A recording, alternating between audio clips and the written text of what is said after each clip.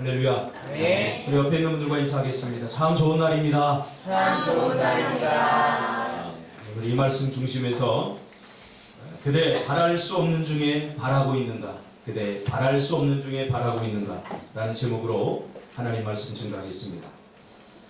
여러분은 신앙생활을 하면서 무엇이 가장 힘이 듭니까? 신앙생활을 하면서 아마 힘든 것들이 있을 것입니다. 저는 신앙생활을 하면서 가장 힘들었던 것은 바로 바랄 수 없는 상황에서 바라야 하는 그런 상황에 직면할 때입니다. 신앙생활할 때 심리적으로 가장 압박을 받을 때는 고난이 아니었습니다. 어떤 어려움이 아니었습니다. 바라야 하는데 바랄 수 없는 제 마음을 보면서 참 힘들고 어려웠습니다. 현실은 막막하고 도저히 변할 것 같지 않은데 하나님의 말씀은 변한다고 상황이 바뀔 것이라고 하는 그런 성경의 요구에 어떤 때는 화가 나고 분노가 생길 때도 있었습니다. 어차피 바뀔 거면, 어차피 하나님께서 주실 거면 이런 상황을 겪지 않고 나의 애간장을 태우지 않고도 하나님께서는 얼마든지 주실 수 있는 분인데 현실 속에서 하나님은 우리의 애간장을 다 녹이면서 상처와 아픔을 겪고 나서야 해결해 주시는 분인가? 그런 하나님에 대해서 때로는 분노가 생기고 때로는 이해할 수 없는 생각에 사로잡힐 때가 여러 번 있었습니다. 어떨 때는 절박한 마음으로 하나님께 구해보지만 현실 속에서 느껴지는 하나님은 그저 귀 막고 눈 먼 것 같은 나를 위해서 아무것도 해줄 수 없는 분 같은 하나님을 경험할 때 정말 힘들고 어려웠습니다.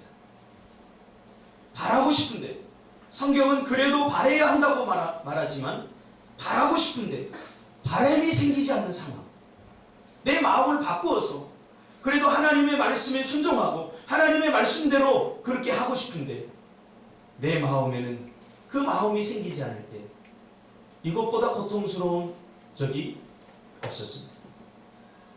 그래도 성경은 바라야 한다고 말하는 현실 속에서 이러지도 저러지도 못할 때가 한두 번이 아니었습니다. 차라리 믿음이 없으면 포기라도 할 텐데 그저 너무 가난하고 궁색한 믿음이 내 안에 이 눈꽃만큼 자리 잡고 있어서 그 믿음이 너무나 초라해 보일 때가 있었습니다. 차라리 이 믿음이라도 없었으면 좋았을 믿음이라고 생각한 적이 여러 번 있었습니다. 이 작은 믿음을 도대체 어디에다 써먹는가? 성경은 큰 믿음을 요구하고 더 큰 믿음을 요구하지만 늘 내가 나 자신을 바라볼 때 내 믿음은 그렇게 크지 않았습니다.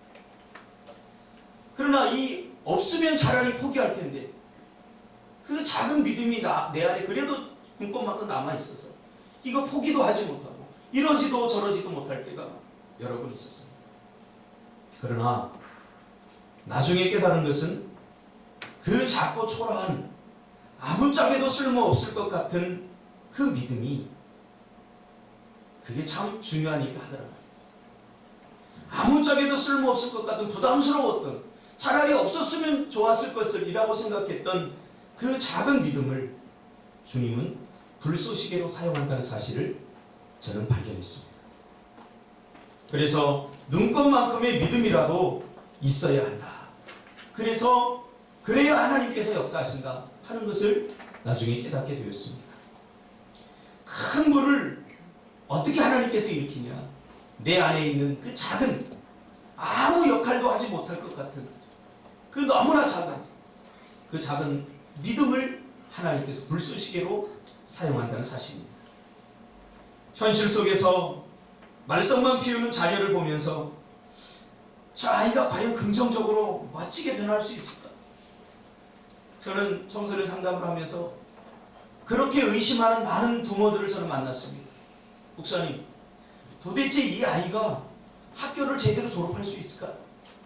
도대체 이 아이가 정말로 제대로 신앙생활을 할 수 있을까? 이 아이가 정말로 제대로 살아갈 수 있을까요? 늘 말씀만 피우고 부모의 가슴에 못을 박는 이 자녀를 변하지 않는 막막한 그 자녀들을 보면서 다시 제가 설득합니다. 그래도 하나님께서 하실 겁니다. 그렇게 다짐하지만 또 며칠 있다 또 소식이 들어가요. 이 아이가 또 사고를 쳐서 나갔다는 거예요. 또 가출했다는 거예요. 또 도망갔다는 거예요. 또 아이를 때렸다는 거예요. 그때 부모는 이 아이를 포기하고 싶지. 그래도 성경은 이 아이가 변할 수 있다고 말씀하죠. 이것이 우리의 현실 아닙니까?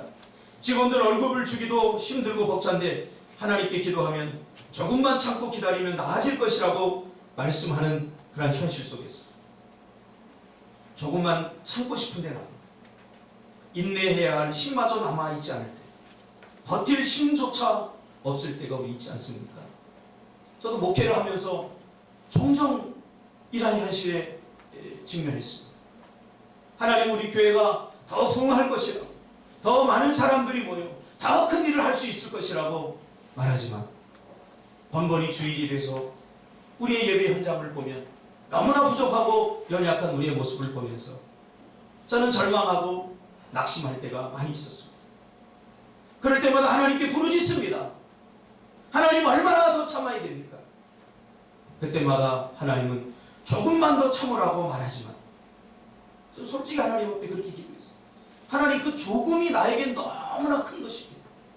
그 조금이라도 참을 수 있는 힘이, 그 조금이라도 견딜 수 있는, 버틸 수 있는 힘이 나에게 아직 남아있지 않습니다. 그렇게 기도할 때가 여러분 있었습니다.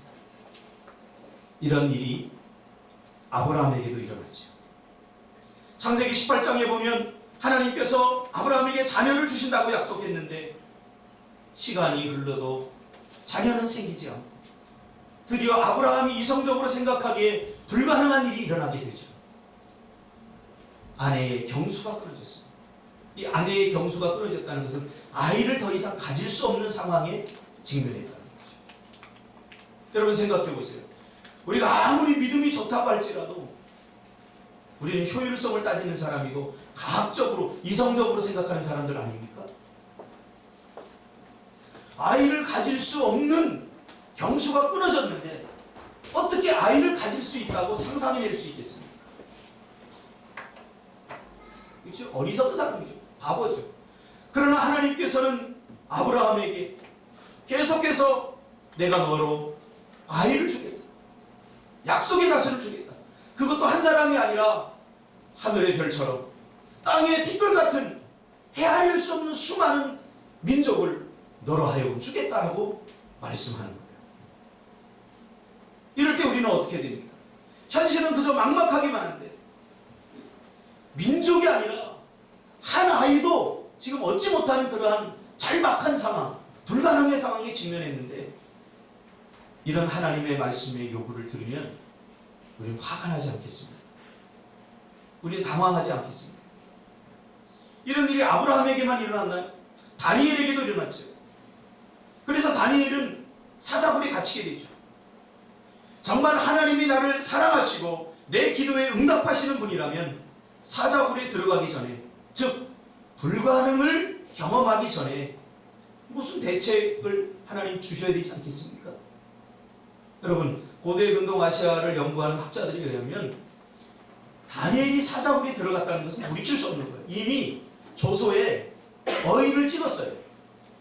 그것은 왕이라도 돌이킬 수 없는 상황이에요.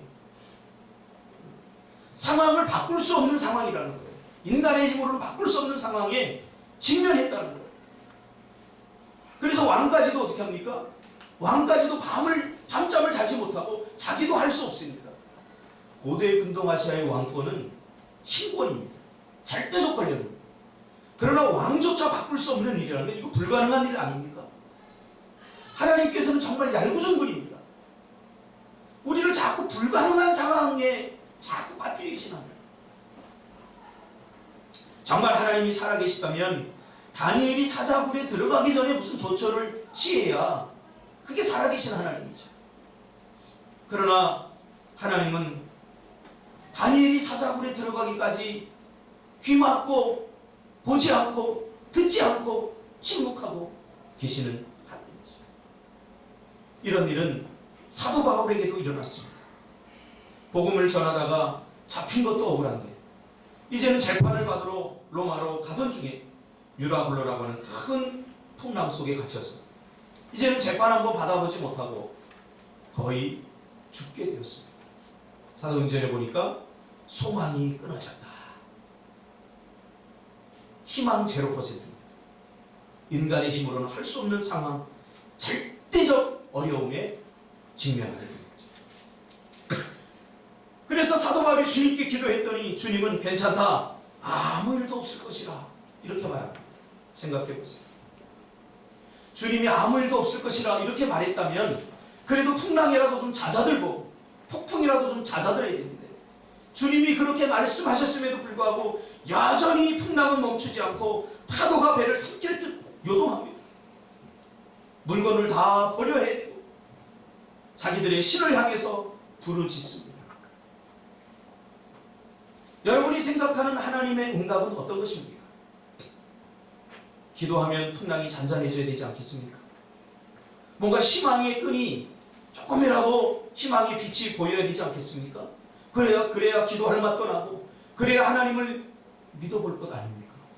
하나님은 괜찮다고 하는데 풍랑은 절대 멈추지 않고 계속 요동치는 그런 죽음의 위기에 사도 바울이 직면합니다. 그러면 하나님은 우리를 바랄 수 없게 만드시고 쩔쩔매고 고통당하는 우리를 보면서 자신의 힘을 과시하고 힘없고 나약한 우리를 겁박하시는 그런 분입니까? 야, 너희들 내 말 안 들으면 이렇게 돼. 응? 믿음이 없으면 이렇게 돼. 하나님께서는 우리에게 이런 절대적 고난, 절대적 고통 가운데 우리를 몰아넣으시고 자신의 힘을 과시하면서 나약한 우리를 겁박하시는 그런 분이십니까? 어떤 분들은 하나님을 그런 하나님으로 이해하기도 합니다. 그래서 하나님 그러면 두렵다 이렇게 말하는 분들도 계시죠. 두렵기만 한 하나님. 그래서 주일을 성소해도 야 내가 주일을 어기면 하나님께서 벌을 주실까 봐 이런 두려움에 사로잡혀서 그 사람의 신앙의 프로포즈 드라이브는 바로 두려움입니다. 두려움 때문에 합니다.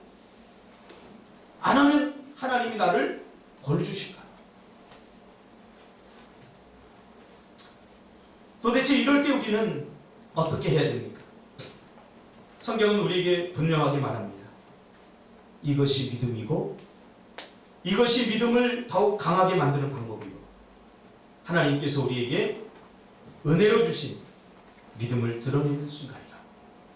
정말 믿음이 필요한 순간은 어느 때냐? 믿어지지 않는 때.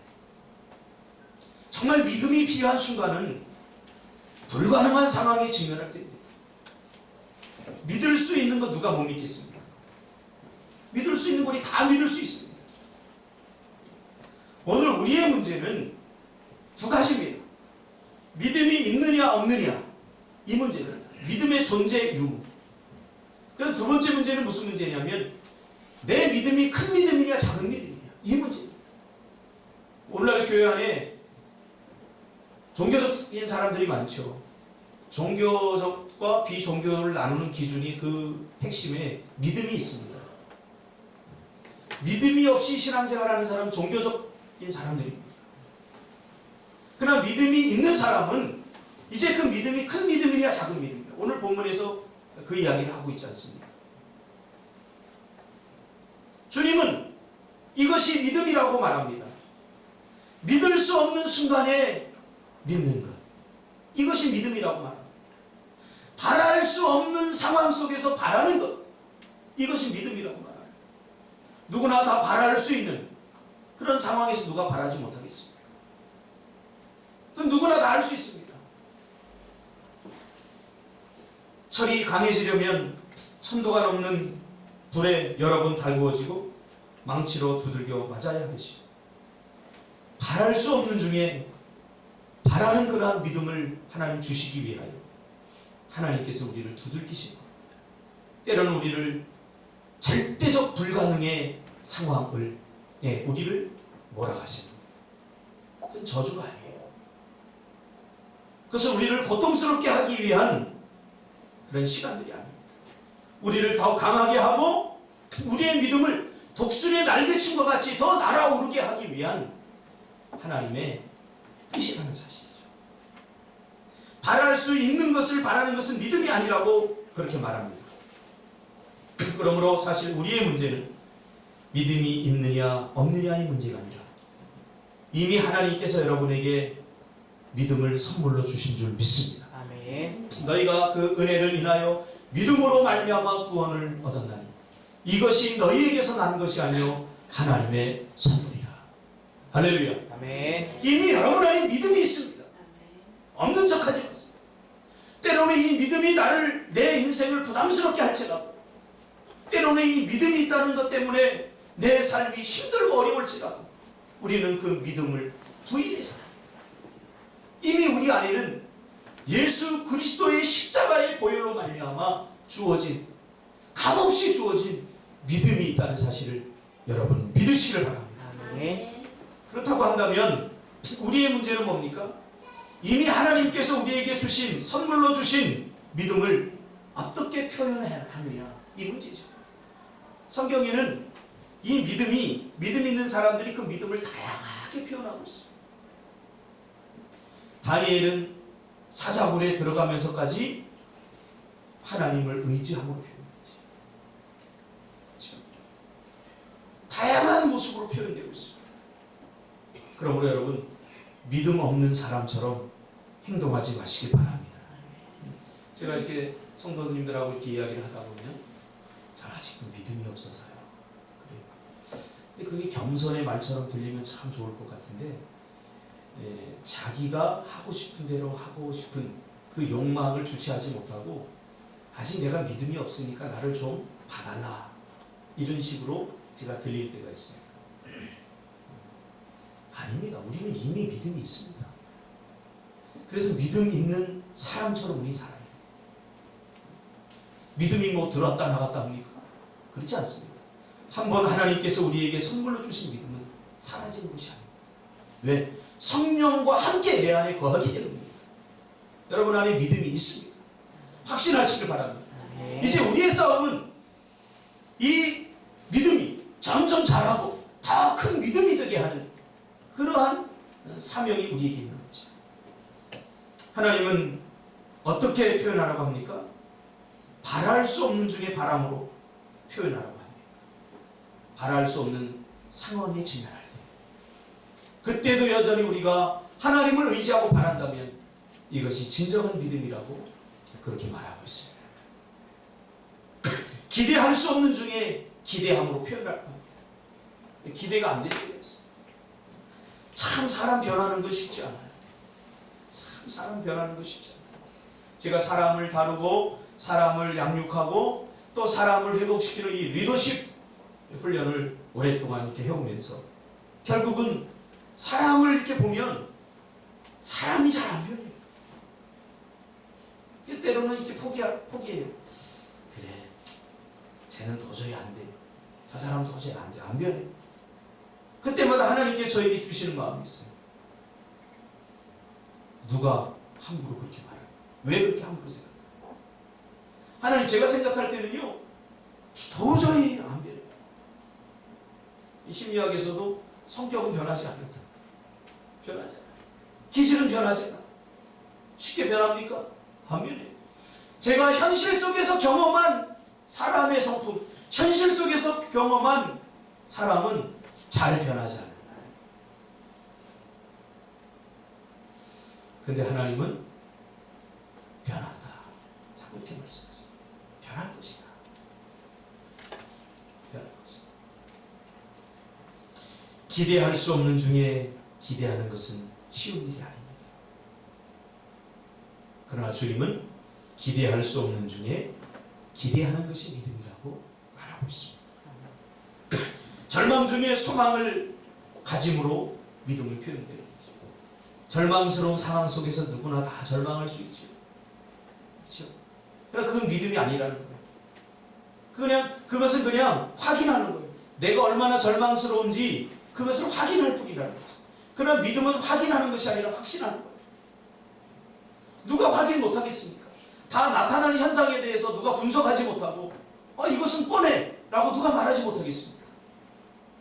확인은 누구나 다 할 수 있어요. 그러나 믿음은 확인하는 것이 아니라 믿음은 확신하는 거예요. 현실이 비록 절대 변화 불가능을 말하고 현실의 상황이 힘들고 어려울지라도 하나님께서 그렇다고 말씀하시면 그 말씀의 확신을 가지고 끝까지 포기하지 않고 나가는 거예요. 이것이 믿음이라고 성경은 말하고 있습니다. 그 하나님을 믿으시길 바랍니다. 아멘. 신앙생활은 절대 어렵지 않습니다. 이 믿음에서 모든 걸 시작합니다. 이 믿음에서 시작해요. 그러므로 우리는 우리 자신들에게 물어야 됩니다. 나에게 믿음이 있는지. 믿음이 없다면 값없이 거저주시는 하나님의 그 자비하심에 우리가 기도하며 겸손하게 나가야 됩니다. 현실이 믿음이 있는데 현실이 너무 힘들게 느껴지고 기대 불가능을 경험한다면 하나님 나에게 더 큰 믿음을 달라고, 이 상황을 뛰어넘을 수 있는 이 상황보다 더 큰 믿음을 달라고 기도해야 됩니다. 여러분, 믿음 따로 현실 따로 이렇게 놀지 마세요. 현실이 믿음이고 믿음이 현실이. 저는 가끔 그런 이야기를 들어요. 목사님 설교는 은혜를 받습니다만 그것은 어디까지나 성경에서 말하는 말씀이고 우리의 삶은 그렇지 않습니다. 그래서 말씀이 필요한 것 아닙니까? 그분에게 제가 쏘아. 그래서 어떻게 하라고? 그럼 어떻게 해야 됩니까? 말씀 따로 현실 따로 이렇게 살아야 됩니까? 이것이 만들어내는 것이 종교입니다. 위선입니다. 그래서 말씀을 이렇게 요구하지만 나는 그렇게 살 수 없다 라고 핑계대면서 믿음의 책임을 다하지 않는 거죠. 오늘 한국교회 그리스도인들의 모습입니다. 믿음의 책임을 다하려고 하잖아요. 왜? 믿음을 책임지려면 부담스럽습니다. 저는 요즘 아주 집중적으로 기도하는 한 사람이 있어요. 누구냐면 박상원 집사. 이제 내년에 미얀마를 가야 되는데 이제 또 회사에다가 이야기를 해야 되겠죠. 이게 현실입니다. 사장님, 저 미얀마 선교 갔다 오겠습니다. 아이고 예수쟁입니다. 미안해 그러겠지. 아니 도대체 너는 직업이 뭐냐? 예수 믿는 게 직업이냐? 아니면 와서 일하는 게 직업이냐? 묻겠죠. 쉽습니까?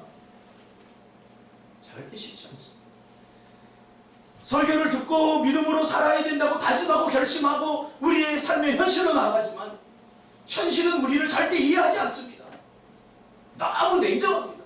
그때 하나님께서 하늘에서 불이라도 내리셔서 하나님께서 역사하셔서 그 사장의 마음이라도 막 움직이고 막 이런 걸 본다면 우리가 신앙생활하는데 얼마나 재밌겠습니까?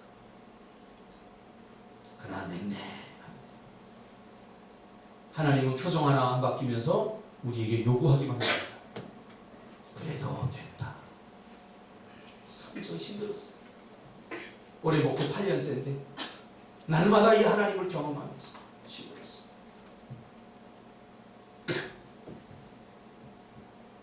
그래서 믿음 있는 사람은 절망 중에 좌절하지 않고 낙심하지 않고 우울해하지 않고 조급해하지 않고 인내하며 참고 기다려야 됩니다.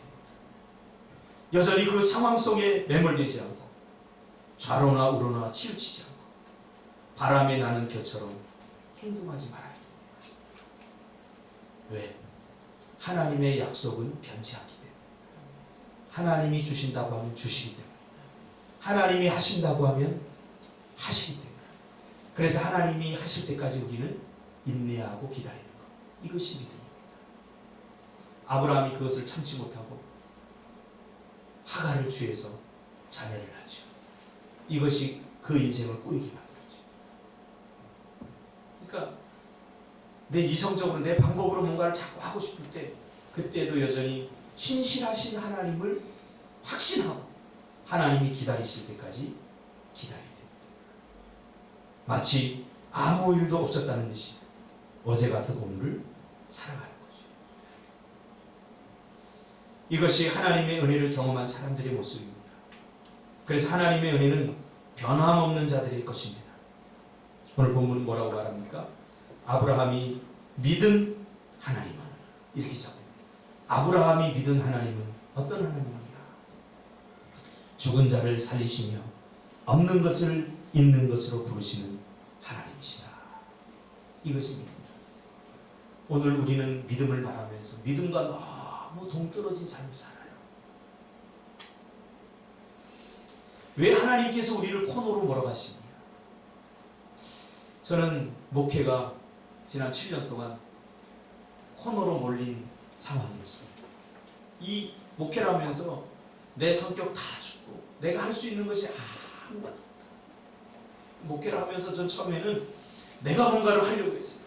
그래도 제가 가지고 있는 재능과 제가 가지고 있는 능력과 설교의 힘과 내가 할 수 있는 것을 전심전력에 다 쏟아붓었어요. 이렇게 쏟아보니까 처음에 좀 되는 것 같아요. 목회. 근데 다 쏟아부었는데도 안 되는 상황이 지금 됐어요. 제가 차라리 내 모든 것을 쏟아붓지 않았다면 억울하게나 덜 하겠어요. 근데 모든 것을 다 쏟아부어서 최선을 다하는데도 안 돼요. 완전히 코너에 걸린 거예요. 두 손 두 발 다 드는 거예요. 근데요, 하나님은 그때부터 역사하시네요. 그때부터 역사. 그 다음부터 제 목회에 여유가 생겼습니다. 그 전에는 제가 숫자 싸움을 좀 했어요.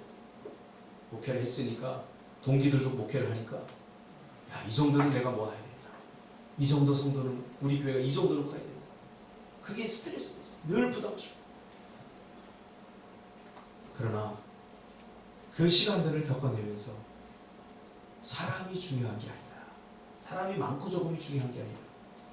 여기서 한 사람이라도 제대로 된 믿음의 사람을 키워내고 만들어내고 훈련시키는 것이 중요하다. 제가 그렇게 바뀌었어요.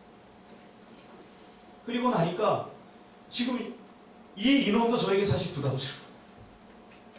이 인원도 부담스러워. 한 사람 한 사람을 위해서 기도하고 한 사람을 한 사람을 위해서 울어주고 그들의 고통을 품고 이게 뭔가 한다는 것이 이 사람도 만들어니까 저는 깨달았어요. 내가 믿음이 크고 믿음이 엄청난 것 같았는데 나에게 있는 믿음이 너무나 작은 것이구나. 그래서 이제 믿음 커가기 훈련을 하자. 믿음을 다 커지게 만들자. 더 많은 사람들을 품고 더 많은 사람들을 담을 수 있는 그런 믿음을 달라고 하나님께 기도하자. 그리고 여기까지 왔습니다. 아브라함이 믿은 하나님은 어떤 하나님입니까? 죽은 자를 살리시며 없는 것을 있는 것으로 부르시는 하나님이십니다. 여러분이 믿는 하나님은 어떤 하나님입니까? 모든 것을 내가 다 알아서 해야 되고 부르짖어도 응답하지 않는 그런 하나님입니까? 아닙니다. 사람은 믿는 대로 행하게 되어 있습니다. 믿지 못하면 안 하는 거예요. 그래서 그 사람이 행동하는 걸 보면 저 사람이 얼만큼 믿는가 그것을 깨닫게 돼요. 이번에도 미얀마 선교 우리 갑시다. 아마 돈 한 푼 없는 사람들도 있습니다. 하나님이 기뻐하는 일이라면 하나님께서 원하는 일이라면 하나님께서 역사하실 것을 믿는 사람이라면 저는 끝까지 포기하지 않을 거라고 생각하고 그리고 끝까지 포기하지 않는 자에게 하나님께서는 반드시 역사하실 것이라고 저는 생각합니다. 그러면 이 하나님을 믿는 사람들은 어떻게 해야 됩니까? 그 믿음의 증표로 성경에 보니까 기도했어요. 사람. 왜? 내가 할 수 없잖아요. 내가 할 수 없으니까 어떻게 해야 돼요? 하나님께 부지런히 구해야죠. 하나님 나는 할 수 없습니다. 하나님 도와주세요. 하고 기도해야죠. 근데 믿는다고 하면서 기도하지 않는 사람들은 거짓말쟁이에요. 하나님이 다 알아서 해주십니까? 제가 경험한 하나님은 그렇지 않습니다. 또 성경에서 약속하신 하나님 그렇지 않습니다. 에스겔서 36장 37절에 보니까 너희가 내 백성인 줄 알지만 그래도 너희가 구하여야 주시겠다고 말씀했어요. 왜요? 칼빈은 이것을 이렇게 해석했습니다. 왜 하나님께서 우리의 형편과 처지를 다 아시는데 왜 하나님은 구해야 주는가? 이것에 대해서 우리의 믿음을 강화시켜 주시기 위해서. 우리의 약점이 뭔지 아세요? 하나님께서 은혜로 다 주셨는데 그것이 내가 잘나서 우연히 되었다고 생각하는 착각하는 그것이 우리의 한계입니다. 그러니까 하나님께 주신 은혜를 은혜로 잘 이해를 못해요. 그래서 하나님께서 우리에게 기도해라. 구체적으로 기도 제목을 정하고 기도해라. 그래야 이것이 하나님께 주셨구나 라는 것을 우리가 분명히 인식할 수 있게 됩니다. 이것을 깨달은 사도 바울은 고린도후서 4장 8절에서 고린도 교회 성도들을 향해서 이렇게 이야기합니다. 우리가 사방으로 우겨쌈을 당하여도 쌓이지 아니하며 답답한 일을 당하여도 낙심하지 아니하며 박해를 받아도 버림바 되지 아니하며 거꾸로됨을 당하여도 망하지 아니하며 13절에 기록된 바 내가 믿었으므로 말하였다 한 것 같이 우리가 같은 믿음의 마음을 가졌으니 우리도 믿었으므로 또한 말하느니라. 같은 믿음을 가졌다. 여러분 믿음이 없는 사람처럼 살지 않기를 바랍니다. 아멘. 할렐루야. 아멘. 여러분에게는 예수 그리스도의 그 십자가의 보혈로 값없이 우리에게 주시는 감당할 수 없는 은혜로 주어진 믿음이 다 있습니다. 이 믿음을 이제 여러분 사용하시길 바랍니다. 믿음이 필요한 때는 언제입니까? 불가능을 경험할 때입니다. 도저히 믿어지지 않을 때, 도저히 기대가 되지 않을 때, 현실 불가능한 그런 상황 속에서 그때 정말 필요한 것이 믿음입니다. 이 믿음을 사용하시길 바랍니다. 아멘. 믿음은 사용할 때 가치가 나타나지 않습니까? 그래서 예수님께서도 병자들을 고칠 때 뭐라고 합니까? 중풍병자를 향해서 네가 이것을 믿느냐 수연아? 믿느냐? 라고 물었어요. 왜? 이 안에 있는 그 자그만 초라한 믿음을 하나님께 사용하시겠다는 거예요. 네? 여기에 불을 붙여주시겠다는 거예요. 그래서 사람들이 뭐라 합니까? 예, 믿습니다. 할 때 내 믿은 대로 될지어다 그랬어요. 믿는 대로가 아니라 믿은 대로 될지어다. 여러분, 우리 인생은 믿은 대로 됩니다. 아멘. 할렐루야. 아멘. 그러니까 내 삶이 지금 요것밖에 못 사는 것은 내가 요만큼밖에 믿지 않았기 때문에 믿은 대로 되는 거예요. 믿습니까? 아멘. 믿은 대로 됩니다. 여러분이 지금 어떤 상황에 직면해 있든지 믿은 대로 역사하시는 하나님을 기억하시길 바랍니다. 또 묻습니다. 내가 믿느냐? 믿음이 없는 자들은 어떻겠습니까? 주여 나의 믿음 없음을 불쌍히 여겨주소서. 믿음이 없다고 생각하시면 이렇게 기도해야 됩니다. 하나님, 내가 믿음이 없습니다. 나에게 믿음을 주세요. 믿음이 적은 자들, 현실이 너무나 크게 보이고 불가능한 것 같은 그런 상황이라면 믿음이 적은 거예요. 그렇죠? 믿음보다 현실이 더 크게 보입니다. 그러니까 믿음이 더 커야 현실이 작게 보이죠. 이거 아무것도 아니야. 이렇게 보여야지 믿음이 더 큰 거 아니겠습니까?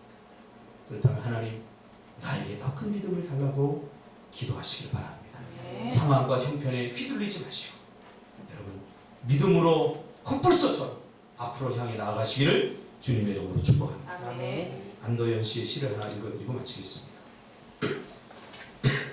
흔들리지 않고 피는 꽃이 어디 있으며 이 세상 그 어떤